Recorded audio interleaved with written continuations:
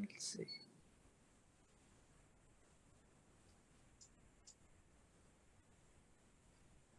Good morning and welcome, everyone. It's a pleasure for me to introduce today's guest speaker. He's new to our First Saturday, but he's actually local. Unfortunately, we only recently discovered him, so we hope that this is the first of many talks to come down the years. So let me introduce Dr. Xiuyu Wang. He is an associate professor of history at Washington State University, Vancouver, Washington campus. He teaches courses on Chinese, East Asian, and world history. And in addition to his teaching, his research interests focus on the larger processes of nationalism, ethnicity, and imperialism, engaging regional issues of cultural diversity and development unevenness in the China area. He's published numerous publications. One of the works is entitled Tibet and Modern China. It's in the Oxford Research Encyclopedia of Asian History, Oxford University Press. So for a full list of his publications, you can visit our website, which has a link then to his page at the Washington State University campus. He's also recently published a book. And so we are so delighted to have him today talking about, I need to go back to the title here, talking about China's last imperial frontier, the late Qing expansion in Sichuan's Tibetan borderlands. Join me in welcoming Professor Xiuyu Wang. Good morning, everybody. My name is Xiuyu Wang. I'm with Washington State University in Vancouver History Department.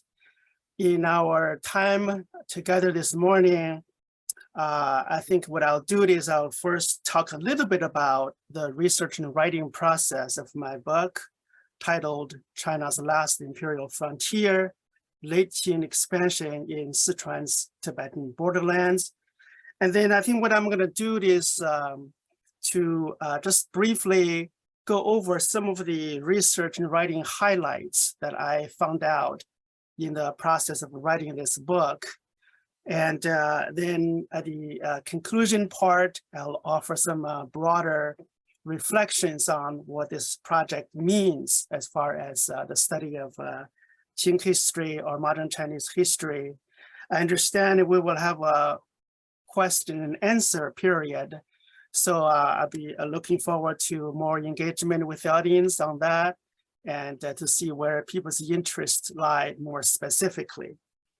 So first off, a little sense of the geographical location, the region that we're talking about today. Traditionally, it's called KHAM, K-H-A-M, as you can see on this map on the left.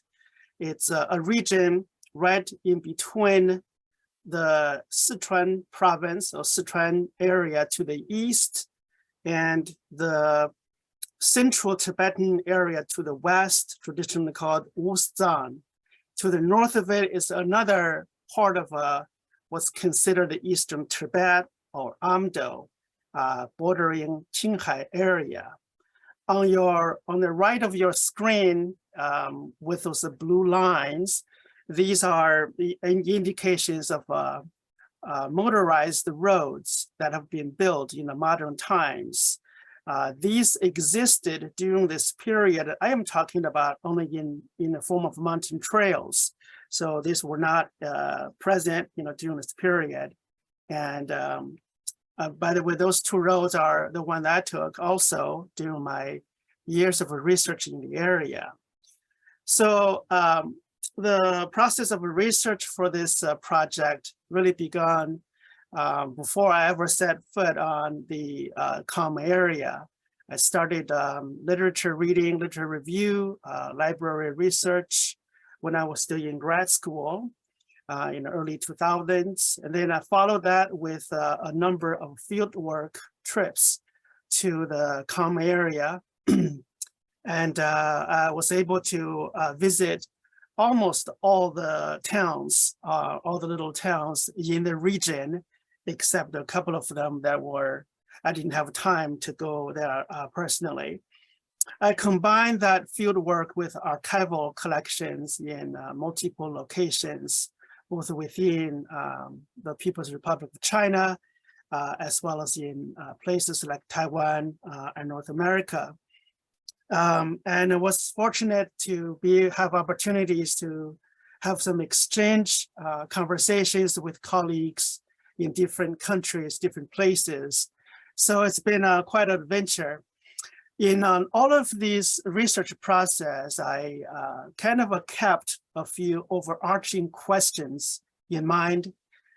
These are listed here. The first one I was interested in the relationship between the kind of a discourse or rhetoric put out by the government of the Qing Empire, as well as the Sichuan government, for example, with regard to Tibetan related issues. And then to relate that discourse to the actual level of state capacity in that region, mostly measured by, say, troop strength, economic connection, and these kind of measures of state power. So I was interested in that, trying to get a little bit of deeper than merely what the state is trying to say in its different kind of statements.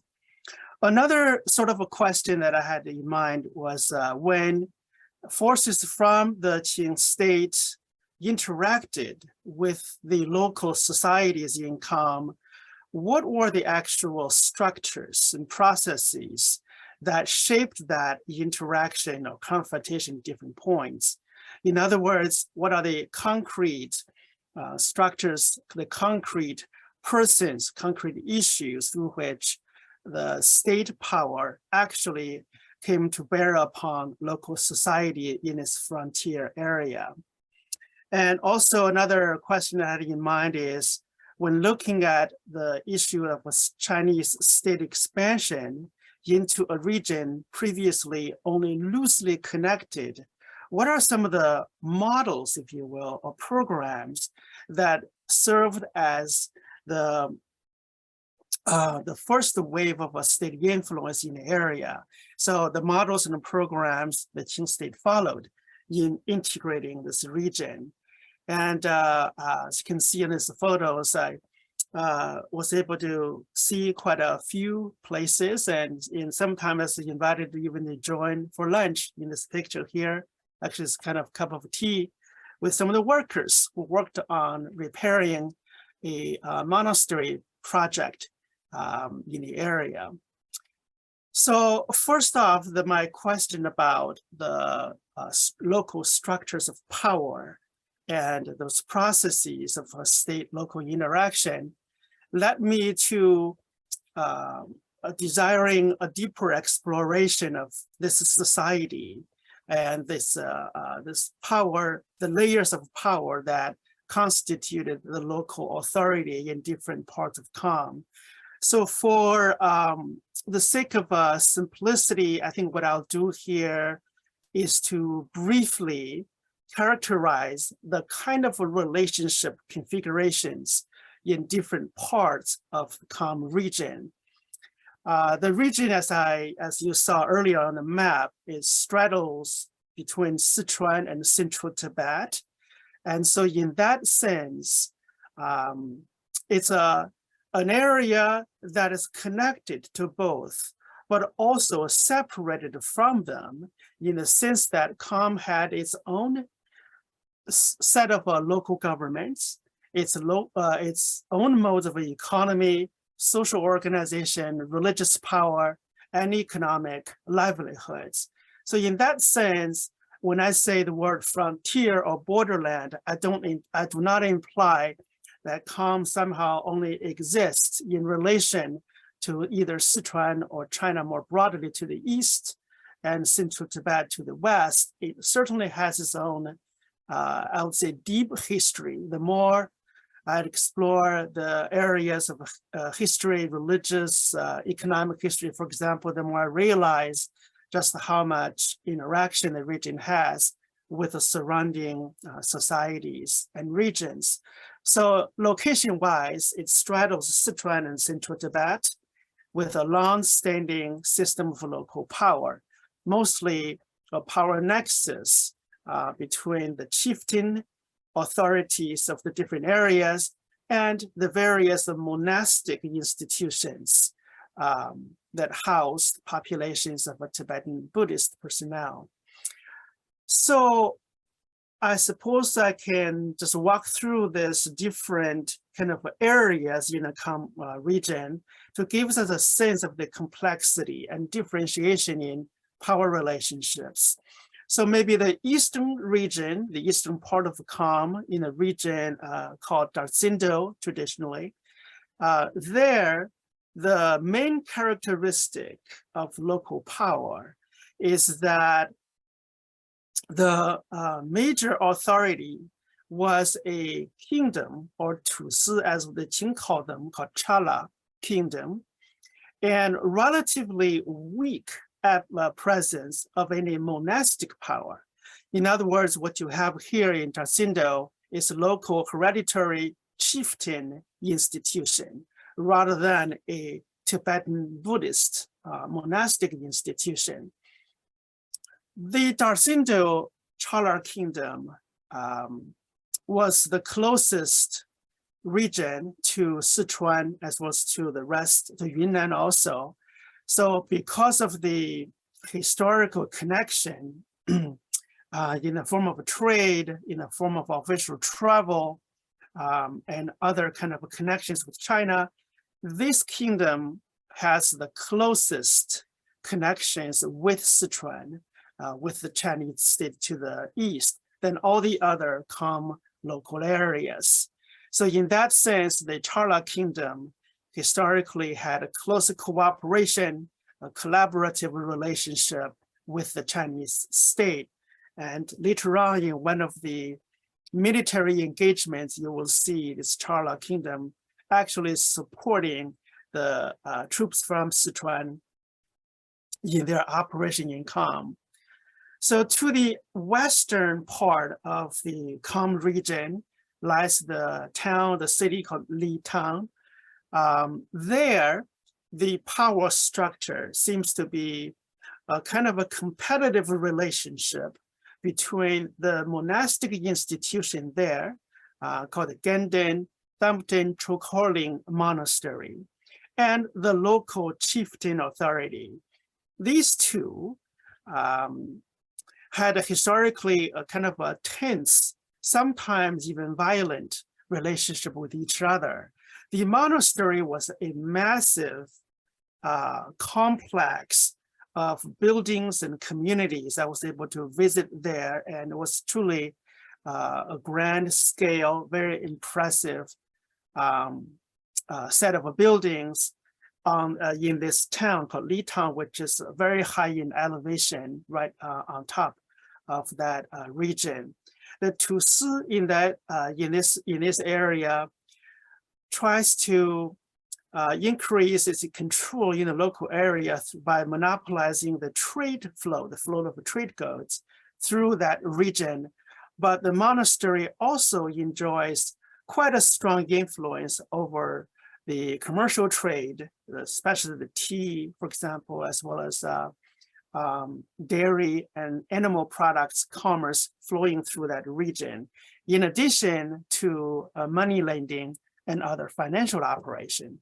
So in Litang, you have basically the Tusi and the monastic authorities in competition with each other. Moving a little bit of north to the two towns of Garzi and Dege, there we find another set of power situation and relationship between the different local authorities. In Dege, for example, here the picture is one of a joint rule, very close relationship between the local chieftain power and its monastic institution. In fact, these two institutions are often controlled by one powerful local family, the Dege Tusi family. The family often sent some of its members to be the leaders at the monastery. So even though theoretically these two were separate institutions, but in terms of personnel, in terms of the positions held by the local leaders. This represented a kind of a joint, even theocracy of sort. The monastery also operates a very important printing house that prints different Buddhist texts from that house. And another set of a relationship characterizes the southern part of the Kham area to Tianjin, for example. There, the monastic institution seems to be the most powerful institution. The Sampling Monastery, for example, not only occupies a big tract of land, but it also is one of the dominant institutions controlling that region's trade with both Sichuan and Yunnan province, as well as trade with the towns and cities to its west. Now, moving a little bit toward the central part of the Kham region in the city of Batam, for example, here, again, you have a relationship between the Tusi and the monastery that seem to be closer, less competitive, more cooperative than the Litan case. Here, the monastery, the Ba Chodling Monastery, another very impressive institution. The one difference between the Batam Monastery and other parts of the Kham region was its closer relationship with the three major monasteries in central Tibet. And in fact, this monastery was founded, was created by Buddhist clerics sent from central Tibet. So in this sense, the Batam Monastery has maintained a regular exchange, a regular connection with the central Tibetan monastery. So in terms of the doctrine, theology, and institutional connection, the Batam Monastery enjoys a uniquely close relationship with central Tibet. And then to the north of Batam lies another region called Nyalung, toward the north central part of Kham area. This region is unique in the sense that it was actually controlled during the late Qing period by an official sent from Lhasa. So this is a Lhasa-controlled area right in the middle of the Kham region. You don't really have a rule either by chieftain or monastic institution. So I am talking about all these different local examples of power, institution, and relationship in order to give us a sense of the variation, the complexity, and also the historical depth in terms of how these relationships were formed. In that sense, the Kham region certainly has its own identity and its own history in local power. So next, I'd like to talk a little bit about the relationship or the contrast between Qing discourse regarding Tibetan-related issues versus the actual level of military power in Kham as well as Tibetan area. In terms of the Qing perceptions of Tibet, by this I mean statements, publications, official edicts, memorials, Sichuan provincial reports, as well as travel log, travel reports, travel writing, written by the different Qing officials, both public officials as well as the private writers. When they were talking about Tibet or talking about Kham, the kind of themes or ideas that can come across from what they were saying about the Tibetan region. This, of course, is a large topic, and I'll be happy to speak in more detail about this, maybe in our question and answer part. But here, very, very briefly, we see an increase in Tibet-related publication from 1720s onward. During that time, you had an increase in official travel, basically Qing officials traveling to and from Tibetan areas on various kind of assignments. And when you read those kind of reports and travel logs and memorials written during that period, you get quite a bit of emphasis on the idea that the Tibetan region is remote, it's distant, basically inaccessible. So this gets to the idea of how difficult, how hard it is to track those roads, to travel there, and the different kind of hardships and difficulties that travelers had to endure in order to get to the area. And the idea of exoticism is also a part of the theme here.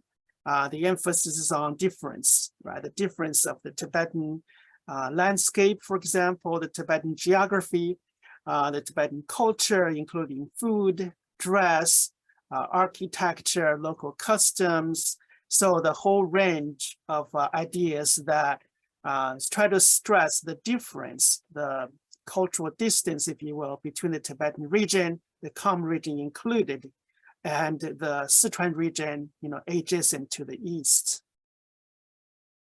So those writings during that period also contains quite a bit of attention about the fact that this region is has a very strong presence of Tibetan Buddhism. So for many of the writers, they find it appealing to talk about the various aspects of Tibetan Buddhist culture and practice. For example, talking about how majestic the different monastic buildings were, and the fact of the different Buddhist objects and practices they found along the way. So those are the range of ideas that seem to have the strongest emphasis. And then from about the 1900s onward, maybe around late 1890s, 1900s, from that point on, we find while these previous themes continue to be there, now a growing emphasis on the idea that the Tibetan region may have something to offer more concretely in a sense of economic development. For example, officials began to observe parts of the Eastern Tibet, especially in some of the lower river valley areas where the land is relatively flat, the climate is relatively moderate with adequate irrigation, that selective kind of agricultural crops can be raised in that place. So you have that idea of agricultural land reclamation idea popping up. In addition to that, people were talking about the idea of minerals and the mining potentials of the Tibetan region. There's also quite a bit of a talk about strategic importance of the region, the idea that different towns occupying strategic locations along the way. And during this period, as attention were drawn to the rivalry, the competition between the British Empire in India and the Russian Empire to the north of the Xinjiang region, you also have a growing attention to the strategic importance of the Tibet and Kham region for the broader security needs of the state. So in contrast to these Qing discourses or perceptions of Tibet, if we look at the actual military troop strength, the level of capacities that have been there throughout the Qing history, the picture here we find is that in about 1660s, lasting to about 1720s, during this period, because of the need to pacify the Southwest, and also because of the military campaigns conducted by the Qing state on the western border of central Tibet with Nepal, you had a periodic troop deployments to the Tibetan region, central Tibetan region. And because of that, the Kham area served as a major logistical ground for that operation. So troop strength increased during that. But then after those campaigns were concluded, you basically began to have waves of troop reduction. And so that lasted all the way till 1900s. So throughout the period that we are talking about, 1880 to 1900s, the main trend of military deployment in Eastern Tibet is a periodic reduction, withdrawal. And the military strength of the Qing state was also distributed in the form of key stations or nodes along the strategic road that I showed earlier in the map, the southern road. And along that road, the route, the major cities were where the troops were stationed. So this would include the Jarsindo, the Batang, Litang, Chamdo. And then once we go beyond that into Central Tibetan region, the Lali, Lhasa, and Tashilhunpo. So these were the major areas where Qing either station guards or however number of troops they have were stationed. In other words, this is a nodal setup of a military presence. I found this number, so the combined troop strength in common Central Tibet was about 15,000. I have not been able to find a separate number for how many troops were stationed in the Kham region. But from reading all the different documents and sources, you get the sense that the number there could not have been very high, because they often talk about the fact that it's a small group of troops stationed either in Batang or Litang. They were talking about how if the local compass rose up in arms, the fact that the Qing soldiers would be outstrengthened by this local troops. And the last number of troops here numbered about 6,000. These were again stationed in Lhasa, as well as the outskirts of that place. In other words, my interest here is to kind of understand the dynamic relationship between discourse and capacity. You can have a situation where capacity may be low, and yet the discourse, the level of discursive emphasis on control, on influence, may not always match the actual power, actual economic or military power in that region. So next, what really served as the catalyst of the Kham Wars in the 1900s was one major incident in 1905 in the city of Batang, the Fengquan incident in particular. Fengquan was a high-ranking Qing official. He was appointed to be the Amban, or the residential commissioner that was to serve in Lhasa. The Qing state has historically stationed commissioners in Lhasa from early 1800s, 18th century on. And so Fengquan was newly appointed. He was on his way, and he was traveling through the city of Batang, and there he engaged in disputes with the locals. From the sources that I read, apparently the disputes he had with the Batang leaders was over land reclamation. He was interested in sending Han Chinese immigrants to the Batang area to open up more land. He also had interest in regulating the numbers of resident monks that could be housed in this large Batang monastic institution. He basically wants to reduce the number down, and that caused him to have disagreements with the Batang leaders.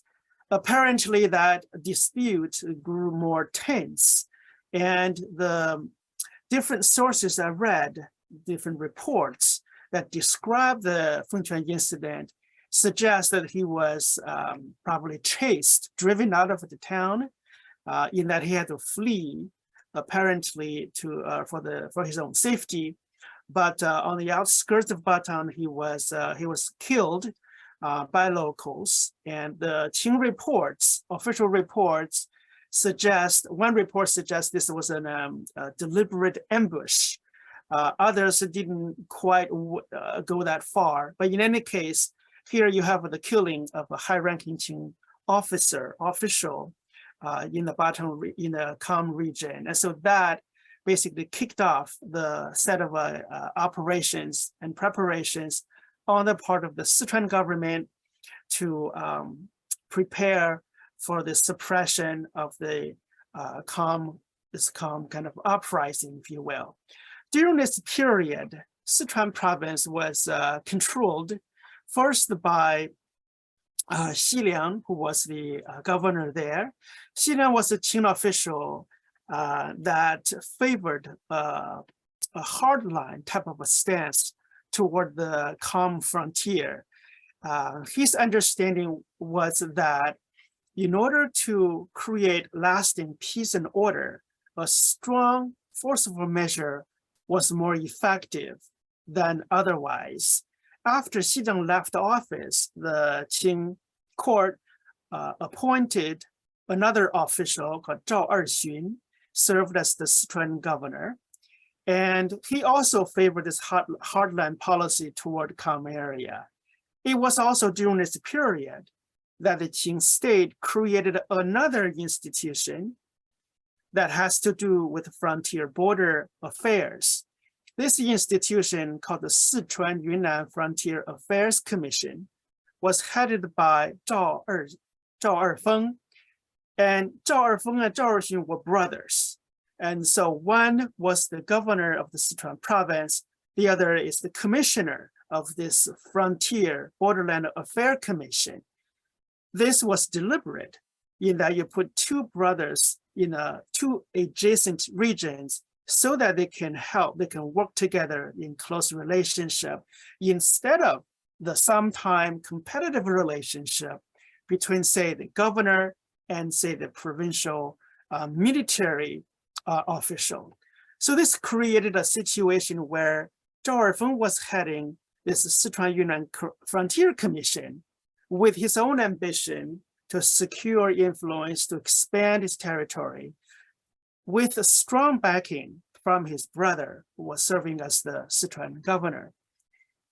And in preparation for campaign, the Sichuan government began military buildups, which included mostly the creation of the new army from the Green Standards, from other units of the existing Qing military forces. It's in this part that what the Sichuan province was doing was a part of the Xinzheng reform in the late Qing period. Local compass also prepared some defensive measures, but apparently to a lesser degree. For example, the Batan Monastery reinforced their perimeter wall, and the Batan Tusi attempted to have some coordination with the Nialong officials to the north. And then between Batang and Chenjun to the south, you apparently had some communication between the Tusi in the event that they should be attacked by Sichuan troops. But as we will see, even though with these defensive preparations, these were not sufficient to unify all these different regional local powers in a unified fight against the Sichuan troops. So then we have, from 1905 on, a series of military engagements in the Kham region. The battle first began in Batang, in the city of Batang, in July 1905. Here, the Sichuan troops were the Green Standards. They were commanded by Ma Weiqi. And here we see that the Chala King to the east of the Kham region, from the Jasido region, he actually sent not only his own troops, but also material, logistical support to help the Sichuan troops. Most of the fighting here took place on the outskirts of Batang. Once that were taken, then the focus of the Sichuan troops was on the Batan Monastery. And so after the monastery fell, the troops conducted basically a search and then arrest. Following that, a number of Batan officials, the local officials, many of the monastic clerics, and most of the Batan Tusi officials were executed in the wake of this campaign. After the Bataan campaign sort of was getting close to the conclusion, then the fighting shifted south to Chenjun because of that communication earlier between Bataan and Chenjun. This took place from October to January 1906. So it lasted quite a long time. And this is mainly because of the difficulties the Sichuan troops had with the logistics. Moving troops through this very mountainous, remote areas was difficult.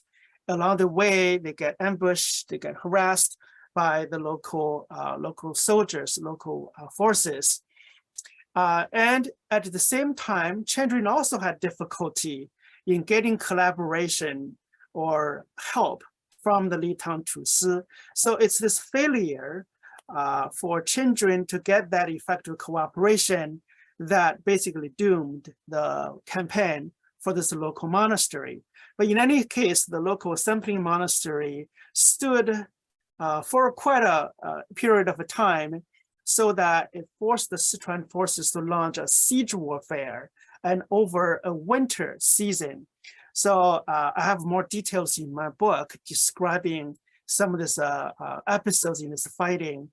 At some points, the fighting seemed to be so desperate for the Sichuan troops. They contemplated withdrawal, but then decided to stick around. But in any case, after only a long siege situation was this monastery taken. Almost concurrent with this campaign, you also had another battle at the Lawak Monastery to the west at the Tsaklao town in January to February of 1907. Here, the Sichuan troops had more advantages, both in troop number as well as in their weaponry. And so after a siege, the local monastic forces abandoned the building. And so they fled into the regions to the west. So with all this, central and southern part of the Kham region were militarily suppressed in terms of the military operation. And then a year later, in November 1908, 1909, in the northern part of the Kham region, in the city of Dege, Zhao Feng personally commanded some of his own troops in attacking the local Dege forces by exploiting a rivalry between two brothers, or two princes, if you will, of the Dege Tusi family. Again, here in that chapter of my book, I have a more detailed description of how the relationship between these two princes kind of served as the wedge, as the entry point for the Sichuan troops to get in there and be able to take over this region. So all of this is to say that the Sichuan operation in Kham included quite a few military, quite a violent war fighting. These were the major battles. There were also other minor skirmishes between the two sides. And while these campaigns were drawing to the conclusion in the southern part of Kham, and the Qing state began to push for political incorporation of the region.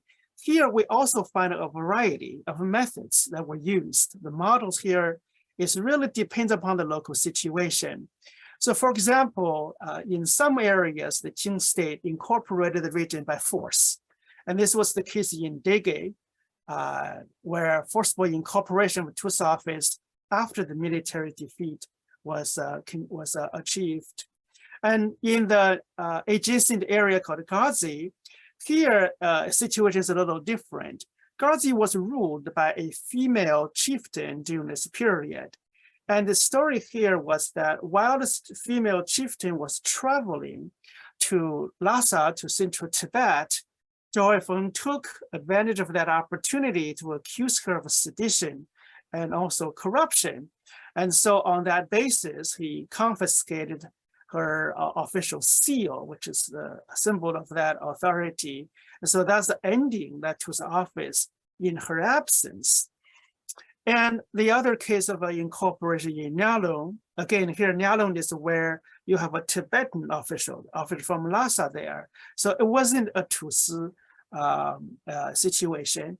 Here, Darfur deployed troops and basically used the threat of force, short of actually deploying troops there, to intimidate this last appointed official.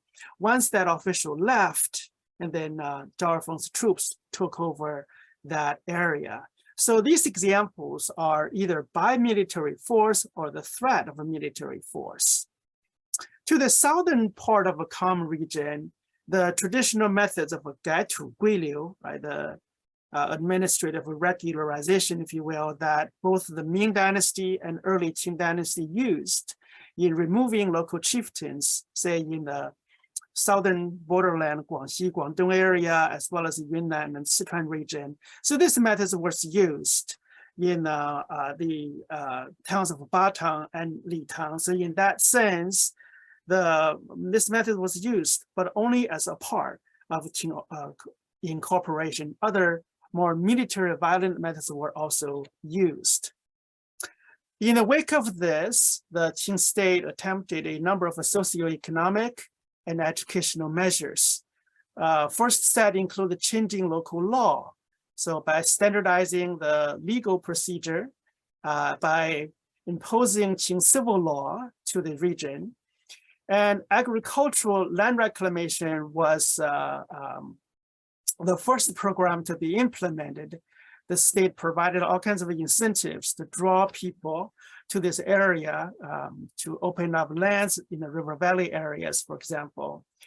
Another socioeconomic reform was to change the traditional corvée labor transportation to a form of a paid service that only Qing officials could purchase from the local people. So in taxation, the Qing state proposed to charge a grain tax on the local population once land reclamation would start to yield results. So it turned out this tax was never implemented because soon afterwards the Qing dynasty itself collapsed. But nonetheless, this was what they were thinking about, to go along with a reclamation. Another economic reform policy was to end the monastic monopoly over the tea and salt trades over the region, and then to allow Han Chinese merchants, as well as some of the state officials, to be a part of this, this trade. Educational measures began probably the soonest, and also was spread out over the most of the areas in Kham than any of the other reform measures. Here, the efforts focused on promoting schooling for children, building schools, recruiting teachers, and creating a kind of a curriculum that's a combination of a basic literacy with some basic education in geography and a little bit of Chinese literature. So the focus is on literacy acquisition at the primary level. And then as that was implemented for a few years, they also began to send some of the youth from the Kham region to the city of Chengdu for high school level education. So these make up most of the reforms they were trying to do in society and education. So those are the main process and structures of the Qing incorporation of Kham area. And here in this last section, I had just a couple of broader reflections. The first of one, when we talk about the conflict, the encounter between the Qing state and the Kham, that conflict was mainly between the Qing bureaucracy and the local monastic two superpower nexus. In other words, this is a state power versus local institutional power. So in carrying out this incorporation, it's the regional level, namely the Sichuan province, the Sichuan Yunnan Frontier Affairs Commission. It's at this level of a Qing bureaucratic power that served as the main venue through which the state responded to Kham-related crisis.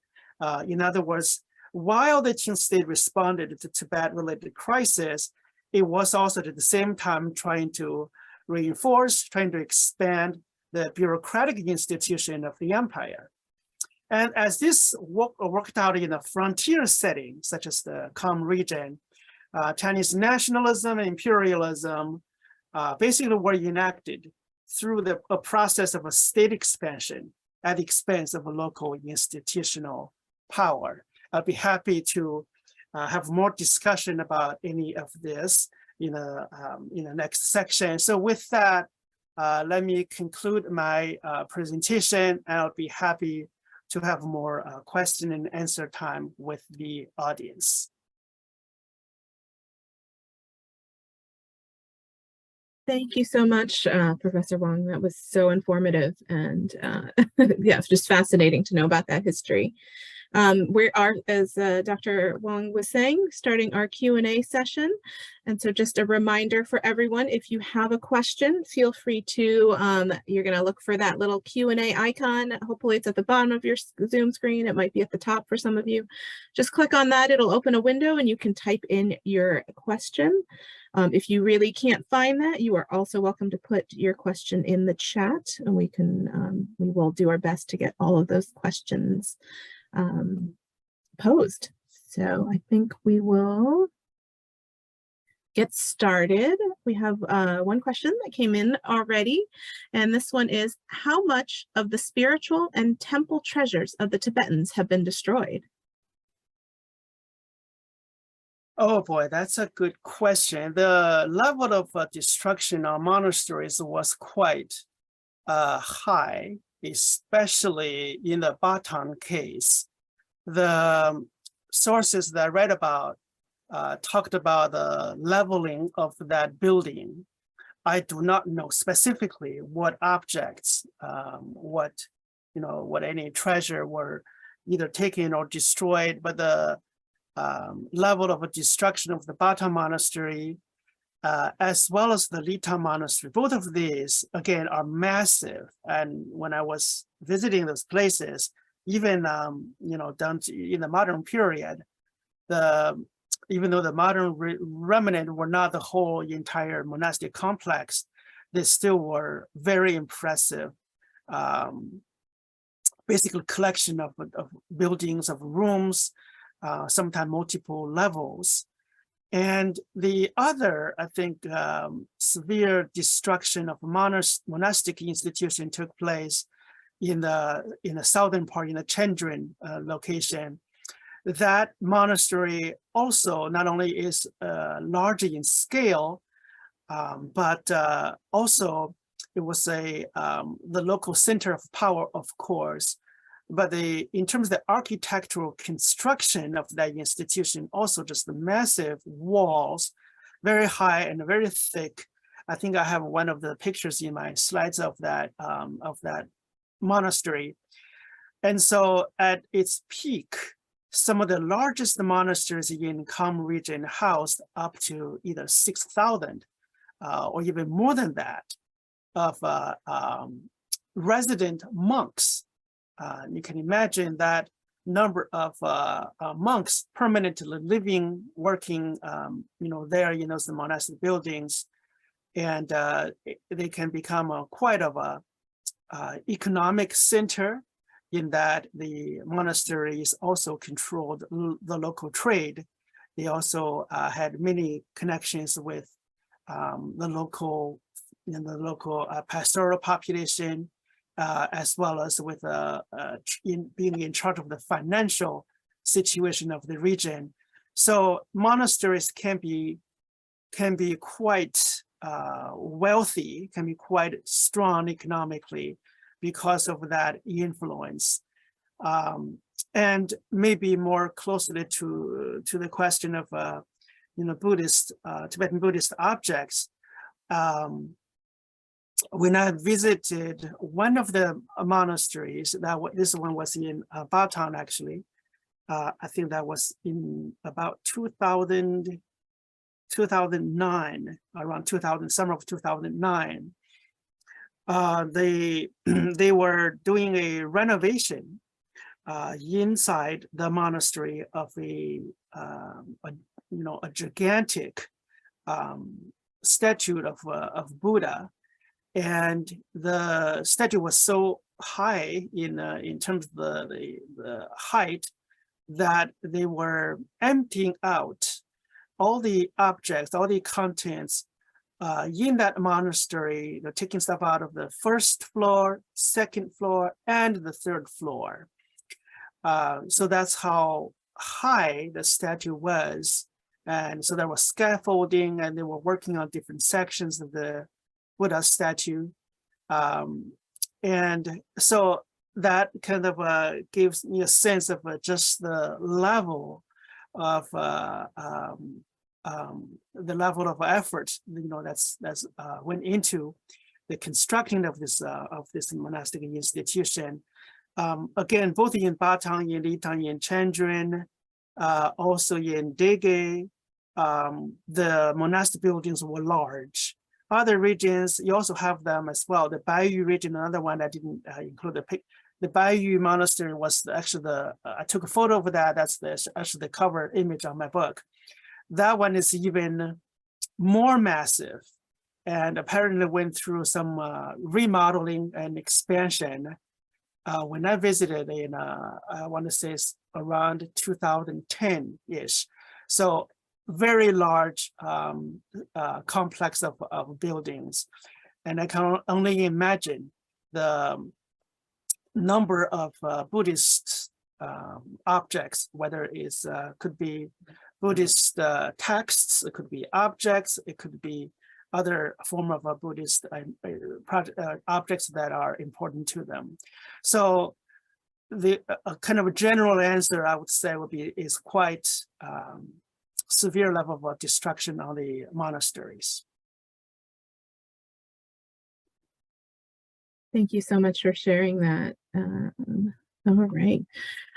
Our next question comes from, let's see, we've got Suzanne. Your talk was very interesting. I would like to ask, what effect did the Anglo-Russian rivalry have on the Chinese efforts to reinforce their control over the Kham area? Yeah, this is also a fascinating question as well. So the Anglo-Russian rivalry initially focused on Central Asia, the regions of Afghanistan, for example. And so, but then toward about the beginning of the 1900s, really beginning with the late 1890s, but mostly from the 1800s on, that competition between Great Britain and Russia gradually shifted easternwards. In other words, that so-called Great Game, as the term was, began to move to the eastern rim of the Himalayas. So because of that, the competition between these two empires over, say, trade that went through Xinjiang and Tibet, competition over diplomatic connections that both sides sought with Lhasa, with the Dalai Lama government. And of course, you also have those kind of spying, intelligence gathering operations, covert surveying of the regions, all of those things that made up this Great Game also took place in Tibet. And there were reports that a Russian agent actually snuck into Lhasa, had a meeting with the Dalai Lama. And so there were reports about potentially Russian, machination or design for Tibet. And so in response to that, the British India also sent officials and in fact launched an expedition in 1905 led by Francis Young Husband. That expedition went and then engaged in actual fighting, violent fighting with the Tibetan forces along the way. And in the end, they went into Lhasa and essentially had the Lhasa government sign a treaty with them about trade and so forth.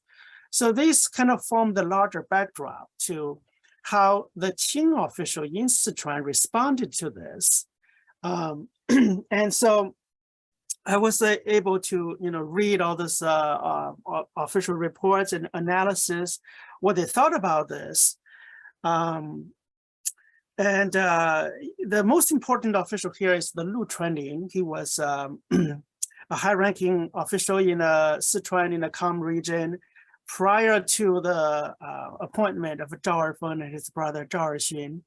So to basically state briefly, his analysis was that the rivalry between British India and Russia did constitute a threat, a crisis.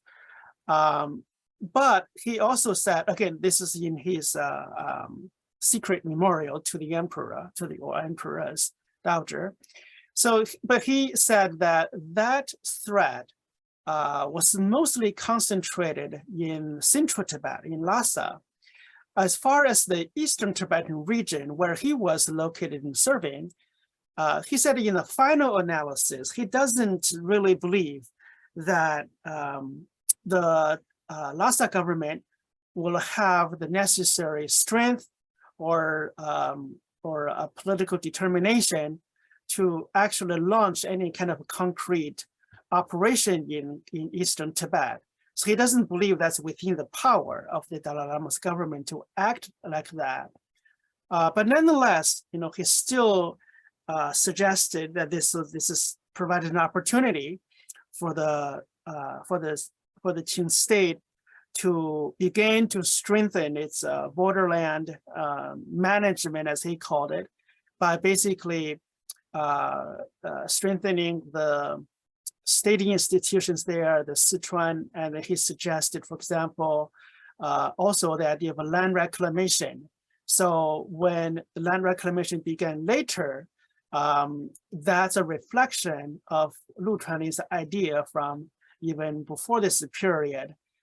So this is very interesting because you have a Qing official here basically saying that the Anglo-Russian rivalry was not a direct and imminent threat to Kham or to Sichuan, but nonetheless, he wanted that to be used, opportunistically to still push for an agenda of state expansion in the region. And so it appears that the Qing court adopted some of his ideas in the sense that they did send another official, Zhang Yintang, his name. He sent him to Lhasa, where he also proposed some reform ideas, and they also sent Zhao Erxun to the Kham region. So they did follow this kind of two-pronged strategy, if you will, with regard to the Kham and Tibetan area. So that's kind of what I learned. It came as a little surprise to me that, because Lu Chuanling went through a pretty elaborate analysis of the situation, talking about the goals, the aims, the methods of British Russian Empire. He also analyzed the Lhasa government, for example, and so he came to his conclusion. All those were quite a kind of an interesting reflection on what the Qing officials in this frontier setting, the Kham setting, were thinking about during this time period. That's a great question. Thank you, and that was a great answer. Really detailing the complexities and all the nuances. Thank you so much. We're going to get a little specific about the time during that kind of suppression and reformation. One question from Gretchen is, with so many men having been taken out of circulation in the larger community, what happened to the equivalent number of unparable women? Were there equivalent convents? Did they practice polyandry? Anything you can say on that? The Tibetan Buddhist institutions in Kham were a little different from how monasteries functioned in central Tibet. One common feature between them was that in the city of Batang, Litang also, the practice was this mass monadicism. In other words, they try to recruit as many male monks population to those places as possible. In terms of female participants in the monastic institution, I was not able to find extensive documents on that. And so it occurred during one of my trips to Garzi, that's the northern part of the Kham region, that I found there was indeed a convent. And I had a chance to have a conversation with one of the I guess the nuns there, that she was a part of that community. And so that was really the only concrete evidence I saw that you have this kind of female communities. The sources don't mention them, but I heard from my local informants that in the town of Dege to the west, adjacent to Garzi, you also have a convent there, much smaller than the Dege monastery itself. And those two were pretty close in distance. So you do have those kind of female communities that practice Tibetan Buddhism.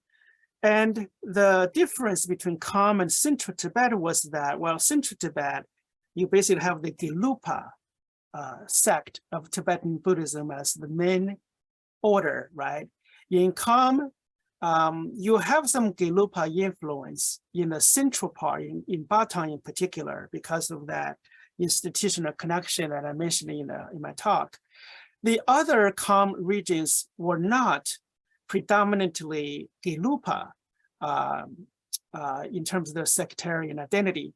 Rather, they have their own sectarian orientations, especially in the north, in the Dege and the Garzi. And so they don't necessarily follow the monastic, ecclesiastical, model that the three big ones have in Lhasa. So I don't have precise numbers of the size of this convents or nunneries in the Kham region. And again, the sources don't really have a lot of information on that, and was only able to see a couple of places in the northern part of Kham. And maybe finally in the western portion of it, in the Bayou area, I happened to walk past by a little building, kind of like a local hut building. From the signs, from talking to the people, it used to be some kind of Tibetan Buddhist kind of a seminary of sort, in that they had monks coming from other parts of Kham there to engage in study. And so that appears to be a kind of one of those esoteric parts of the Tibetan Buddhism. So if that's the case, and it's also very close to the local residential community, that can also be a potential place where you can have some female nuns there that kind of working in that place. So that's really the extent to which I was able to kind of get some idea about the female community in the Tibetan Buddhist community in Kham region. Thank you so much. I realized I prefaced that question a little incorrectly. Sorry about that. Oh, it's fine. But to kind of broaden that question, we have another one from Kathleen, that, and you've already touched on this a little bit, but in particular, maybe it might have a couple more insights. She asks, can you say something about Kham's history? How does it relate to the surrounding areas, both culturally and movement of people? This is another great question. The history is one sort of theme that jumps out right away is, well, in my talk, I basically stress the local institutions of power, namely the two sets of authorities, the Tusi and the monastic institutions. So that serves as the anchor, if you will, of the region's political identity, how the society was held together. In terms of the history of this region, the connections with the surrounding region, we can begin with the campaigns that the Mongol leader Kublai Khan launched when he came to the attack Song Dynasty China. And so he took his troops through the Kham region to attack the Yunnan province to the south. So from that point on, you begin to have more sustained exchanges and connections with the Mongol forces to the north. And that Mongol influence, while it swept through the eastern part of the Kham region, saw some institutionalized influence, mostly in the northern part, in the Dege monastery that I mentioned earlier. And so in my conversations with the local officials there, they were talking about the fact that some of the monasteries now no longer existent were created during that period. And so once the Mongol Yuan state, finished its campaign, finished the Song Dynasty, during the Yuan period, both the Kham region and the Central Tibetan region had an increased connection in the form of that Mongols adopting Tibetan Buddhism as a state religion, and you also have a increased trade and commerce through the region. It was also during this period that you also have this growth of this local chieftain authorities. The Yuan state, for example, gave recognition, gave titles and entitlements to local chieftains. And then after that, when you have get into the Ming period, right, from the 14th to the 17th centuries, it's during this period that the Kham region began to distance itself from the Central Tibetan region. And you also have the rise of different local powers in different parts of the Kham region. Again, in my book, I talk about the reason for that, why power gets so different, so fragmented, if you will, in the Kham region. So you have factors of geography, certainly that's very relevant, but you also have the factors of different monastic authorities and so forth. So the Kham region is known as this kind of almost like China's Wild West kind of image, right, where the locals are could be very fierce, and there's also fierce competition between local powers over either pasture land or other kind of resources. So local rivalry and feuding were another means by which power from Lhasa, from Central Tibet, were kept at bay oftentimes. So that's the connection with Central Tibet, with northern Qinghai or Mongol places. To the east, with Sichuan and with Yunnan, the major connection was basically the tea horse trade historically. The Chinese state sometimes buys war horses from Tibetan regions, and so that came through, part of that came from this area, and in exchange, the Chinese government regulates a trade in tea made in the Western Sichuan area, a special kind of tea, they call it Borderlands tea, designed specifically for Tibetan purchase and consumption. And in exchange, they get commodities, the trade products from the Kham region, for example, animal products, herbal medicine, forestry-based products, and so forth. Trade from Yunnan is another part of the connection between this region. And Yunnan merchants also had their own tea trade that went through the Kham region. In some parts of the Kham, in central Kham, in Batang in particular, trade with Sichuan, connection with Sichuan mostly took place in the form of Han Chinese merchants coming to Batam and stay there and work there. Over time, they may decide to settle, open shops, and some even intermarry with the locals. And so they began to settle down as a community there. And then finally, you also have various Qing troops, that soldiers that were stationed in Batam, in Litang, for example, and also in Darzindo. Some of those troops also settled down after their service ended, but they settled down, they married with locals and built families, and gradually they became a part of the local community. And I don't want to neglect to mention also that in this region, you also have some presence of Chinese Muslim merchants, business people, the Hui, that is. The Hui merchants were, they could be seen, I actually observed some of them in Litang, for example.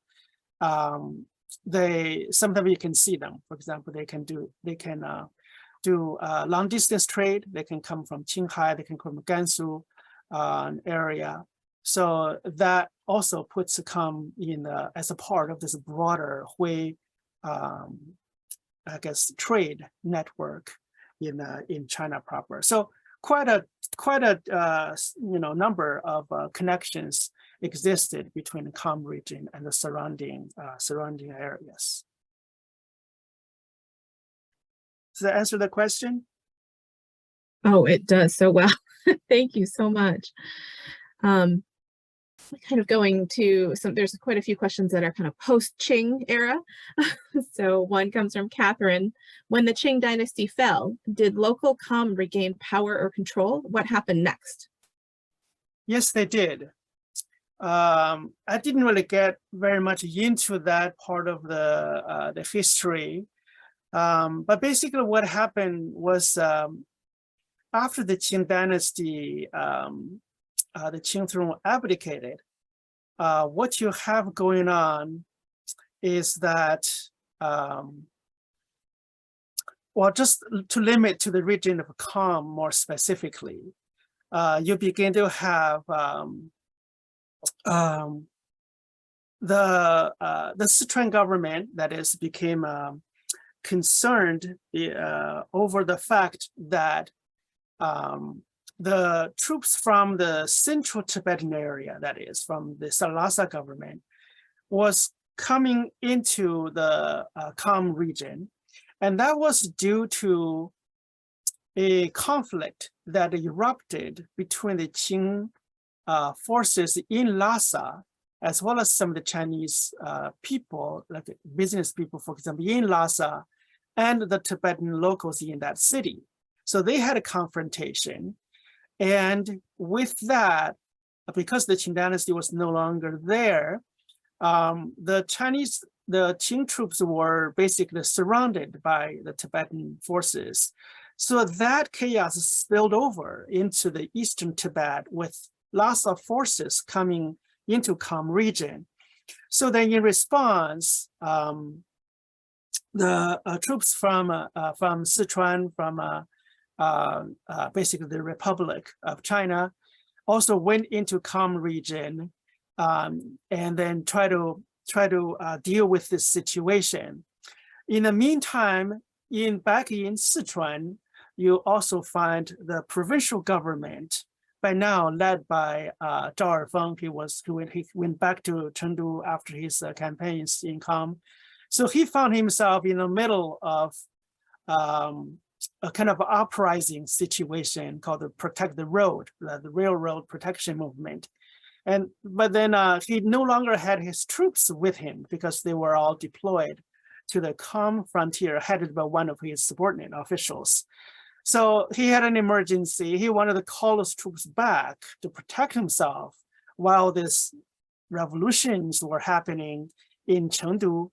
But those troops were prevented from coming back to Chengdu because of the roads were blocked and there were fightings along the way. And so in any case, what happened here in the Kham region, in effect, made the Sichuan government more vulnerable to the 1911 Republican Revolution, which happened in Wuchang, right, in the central part of China, but then spilled over into the Sichuan area.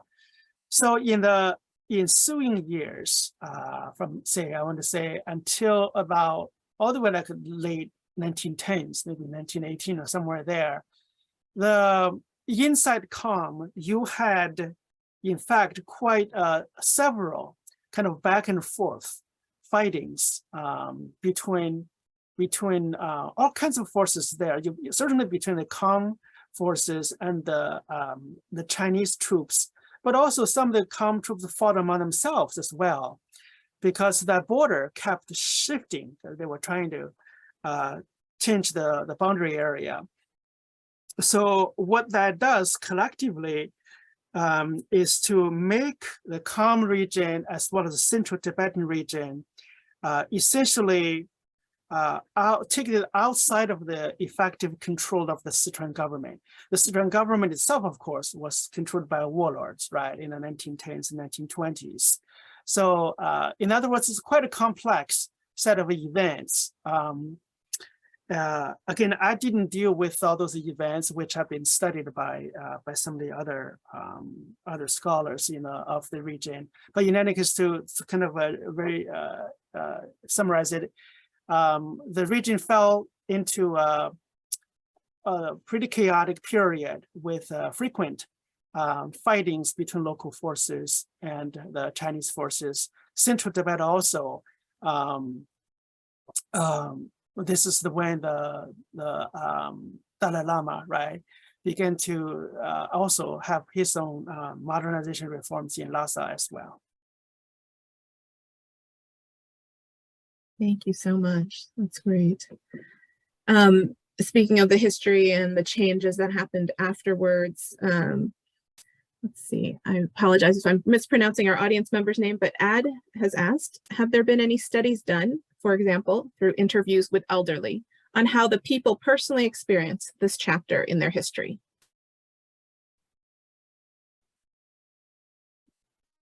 Yeah, I am not aware of any other, book-length study in a, say, English language. There in Chinese language, you have some studies of this history, but again, there isn't a kind of a book-length research on this. So far, my book is only one of a few, maybe the only kind of English language study at this level of detail. You have articles describing different aspects of this. As far as oral history, there is a body of material based upon oral interviews with the COM people, COMPAS, as well as people from other region, conducted at I believe by the Tibetan government in exile, Dharamsala, India. So they may have some sources on that. Unfortunately, those were not available while I was doing my research. And so I was able to look through some of those later, in addition to some publications which were really autobiographies by some of the Tibetan Buddhist clerics, some well-known monks, for example. And so I was able to make use of those as much as I could. A lot of what they talked about has to do with the history of Tibetan Buddhism. But there are some places where they do mention some of these events. The influence of this late Qing campaign was felt pretty deeply for years to come, in the sense of the all the destructions, all the killings, atrocities committed by the Qing troops. Those were part of the local memory. And so those, I don't have any doubt, lasted for years afterwards. And so that's as far as the picture in the early 2000s is when I went and conducted my field work.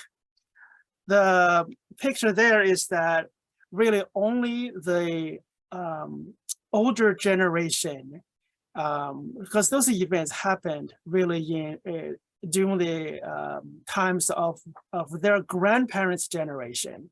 So as far as what they heard from the family, it comes in bits and pieces. It's basically a fragmented memory. And after all these years of de-emphasis, basically of erasing of all this history, the younger generation income they typically have very little either knowledge or memory of this. When you also think about this is from say the 1990s onward, you also have the situation where many of the young people income were trying to move to cities like Chengdu for employment. This is when China began to reform. And so that served as another force that basically weakened this common memory of this past. So when, for like studying common history in today's situation, really, you can visit the local archives and the libraries, but then again, it's part of the difficulty of researching frontier history in the Chinese area, and which is why I chose to use really a combination of methods, however I can, right, get my hands on the sources and the information. So there are some oral history material, and the Chinese universities in Chengdu, they also have conducted their oral history interview, but I think for the most part, they try to stay away from this topic, which can be politically very sensitive. Thank you so much. I just want to point out we have reached 11 a.m., but we have a few more questions. So we're going to continue because they're great questions, and Professor Wang is a fountain of information. It's amazing. Well, we do have a few more questions. I'm going to, let's see. The next one is from Tian Chu. He asks, do the locals in the region consider Zhao Erfang a butcher? And where does Zhao stand in Chinese history? Yes, they do. You have a lot of stories about that. Again, this exists in the form of oral kind of memory, especially in the area of Batam, for example. You do have a lot of stories about the atrocities that Zhao committed. In the broader sweep of Chinese history, it's an interesting one in that Zhao Erfang was also later denounced by Chinese historians, right, for the methods he used, which is so violent. But at the same time, a lot of that history also talks about the fact that it was also due to his military campaigns and his policies that later on this region was at least briefly incorporated into the Chinese state as the Sichuan province, right, which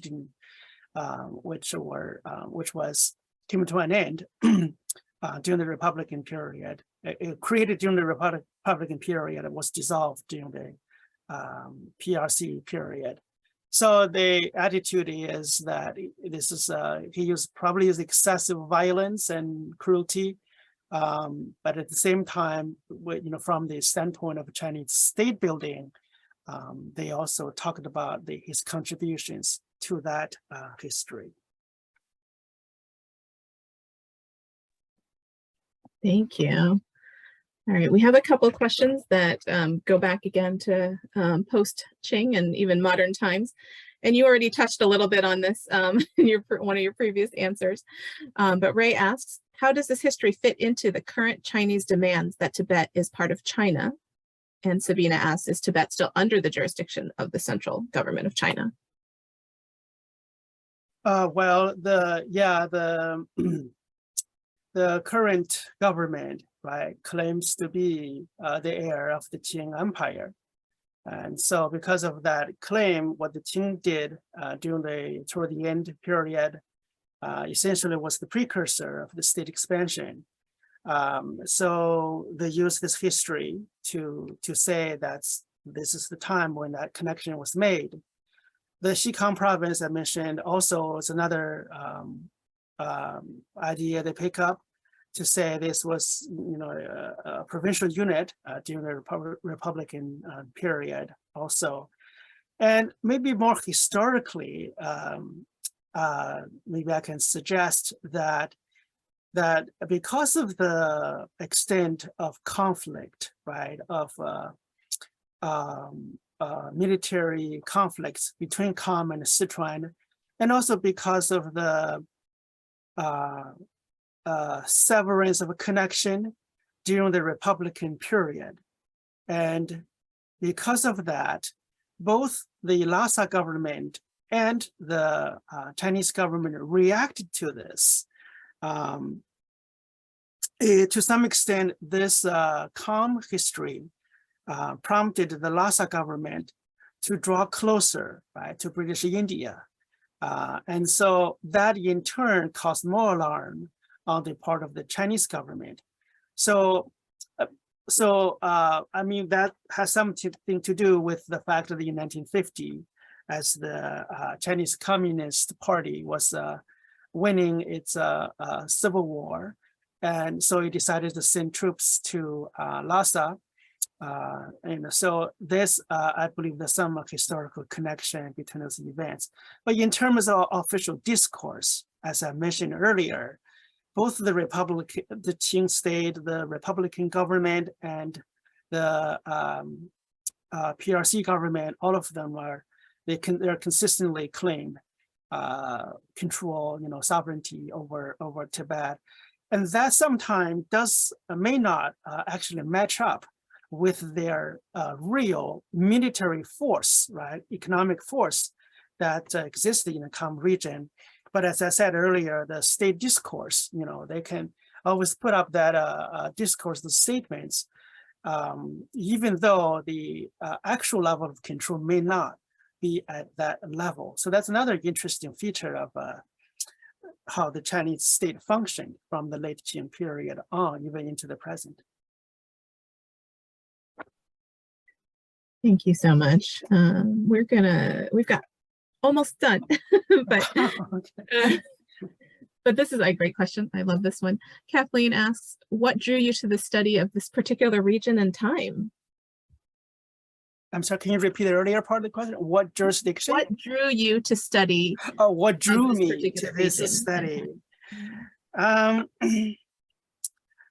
Well, it's I've always been interested in the question of the relationship between the Chinese state, Han culture, and some of the non-Han groups living in the peripheries in southwestern China, a region I also find very fascinating for many reasons.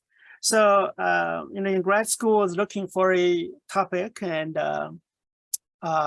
so I tried a few others, and this one happened to be like the one that seemed to have a promise. And again, I didn't find any other study on this, and so I decided to do some research on this, but that was when I was studying at Carnegie Mellon, so I didn't have access to this traveling to the region, for example. So I had to basically go to all kinds of libraries in North America to try to find whatever I could on this region. So it started off with this and that, and finally this late Qing episode kind of is something that I became interested in and decided to do more in-depth research on. So the actual process was, I would say, not a short one, because again, I had to try all kinds of research methods to learn about this topic. It took me many years to finish this, but I think one thing I'm happy about this book is that now I look back on it and I kind of look at it. I'm pretty happy about just how thoroughly I was able to look through all these sources that I had, and then just corroborate them against what I saw, what I heard, talked to during my trips to the region, and yeah. So far, I think the book stands. Again, I haven't seen other book publications with maybe just a couple of exceptions that deal with some narrower subjects of this. So it's been a long process, but the region is certainly a fascinating one, both historically, just in terms of the landscape, also the culture, so much that to be learned about this region.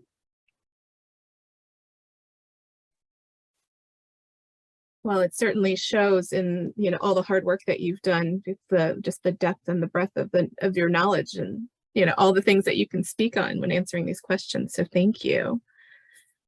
Dare I ask if you have something else on the horizon, some new research project? Oh, well, I'm continuing to pay attention, to this region.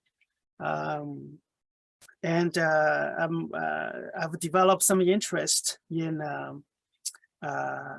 some of the local frontier trade, which seems to me to be something that's quite important. That in the sense that even though political events, military events, they may happen. It took place in the late Qing, early Republic period.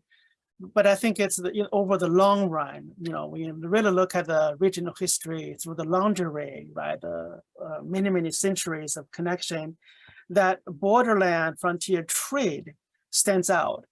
And also developing some interest in looking at this commerce, this economic connection through not only from the angle of statecraft connections between different regions, but also with some interest in local environment, the local ecology of it.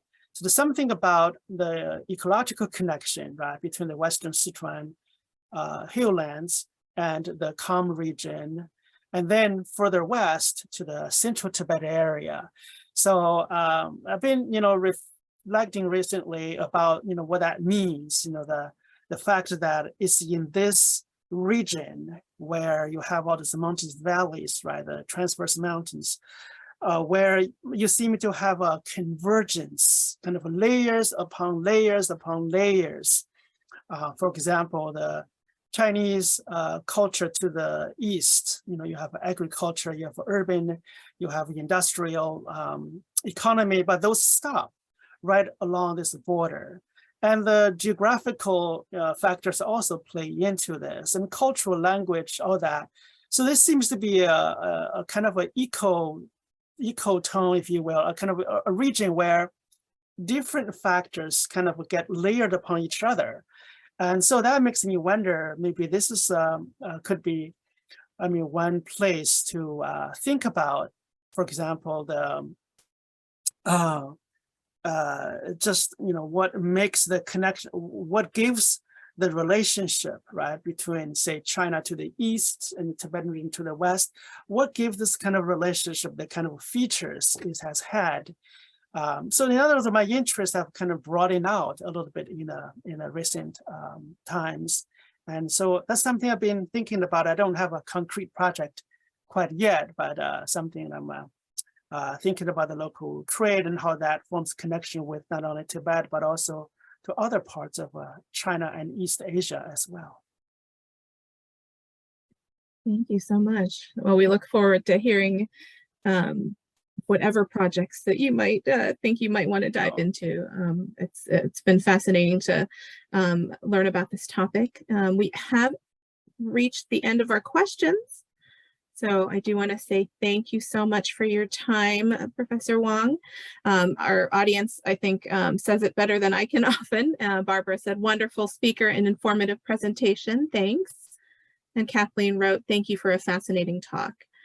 So again, yeah, I want a second and third and so on that sentiment.